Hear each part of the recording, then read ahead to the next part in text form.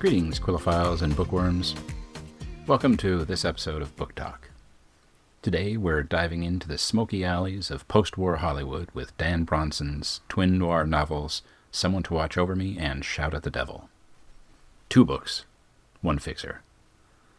When I exchanged emails with Dan about these books, I was excited about the idea of reading them. I've always had a soft spot for books and stories along these lines, and they also hit an emotional chord that I did not share with Dan at the time. When I was a kid, my father and I could not be more unlike one another. We barely communicated, and on the weekends where I visited him, we rarely spoke. We mostly sat and watched TV. Then there was this one night when we finished some work we were doing in the backyard. I think we were building a wall. But we're kind of rushed, and we went inside that evening to watch some TV. There was a program coming on that my dad was interested in watching. He seemed kind of unusually excited for my dad, who was kind of a stoic, at least around me. So that night, we sat down with our TV dinners.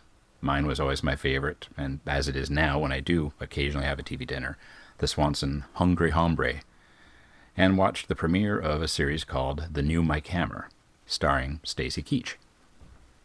Suddenly I knew something about my father, and later learned that he also liked reading the books of this ilk as well. So, reading these books was kind of a step back to a fonder memory for me. So for that, thanks, Dan. Jack Shannon, the man behind the fixes. Jack Shannon isn't your typical noir lead. He's not a detective like you'd expect in a story like this. He's a studio publicist turned fixer.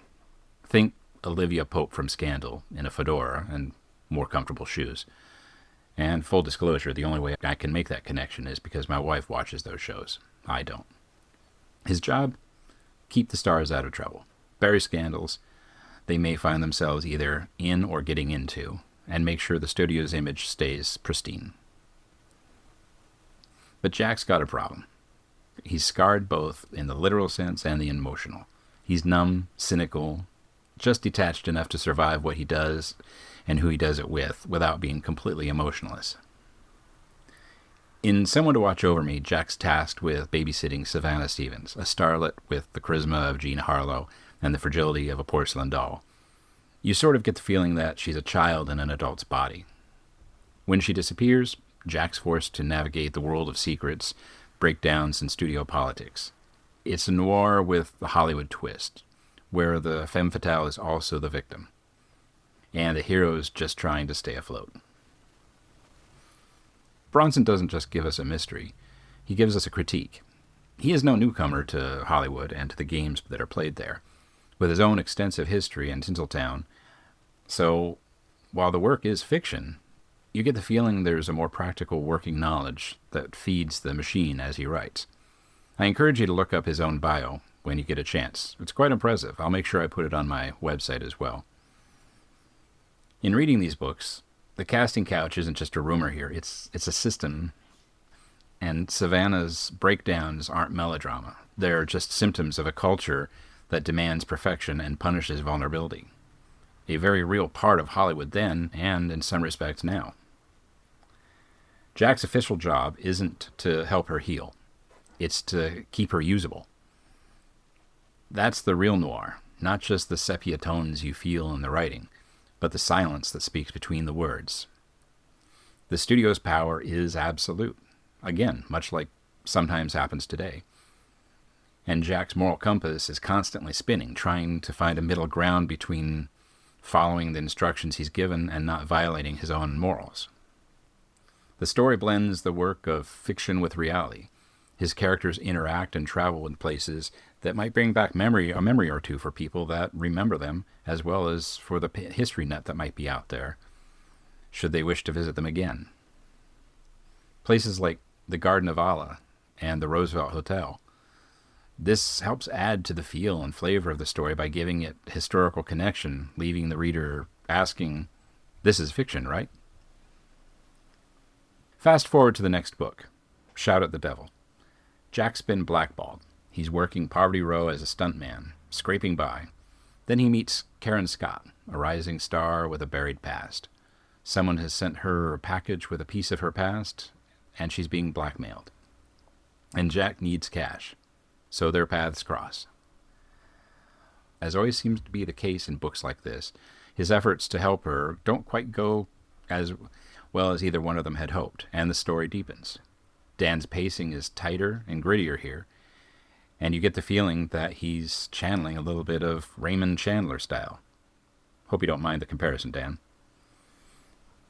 And it keeps you going.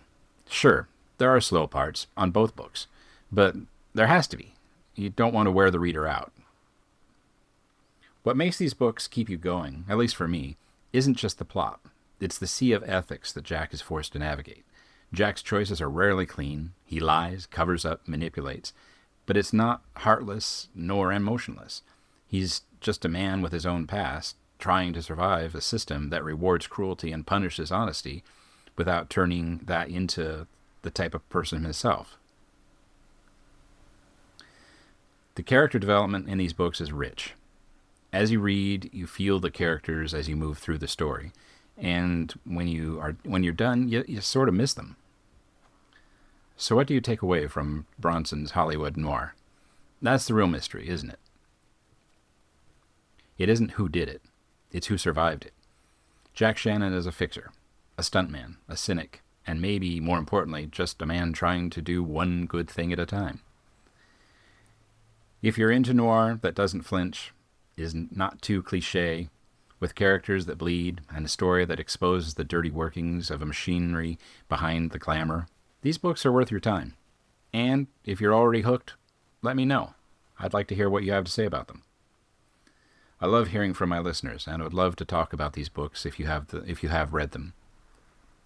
If you do, email me at booktalk@inkcoffeeandregrets.com. Please let me know if I can put your notes on the website so other people can read them. And once again, special thanks to Dan Bronson for allowing me the opportunity to read his work and share my opinions with others. Seeing his CV after getting the copies of the books, I feel humbled that he came to me and to do this commentary. And I do thank you for allowing me to do that, Dan. And thank you for joining me. Please take the time to drop me an email at booktalk@inkcoffeeandregrets.com, just so I know that you're listening. It gets kind of lonely out here. And may your ink stain only the guilty, your coffee be strong enough to interrogate, and your regrets vanish like evidence in a rainstorm. Thank you much, everybody. Have a good one.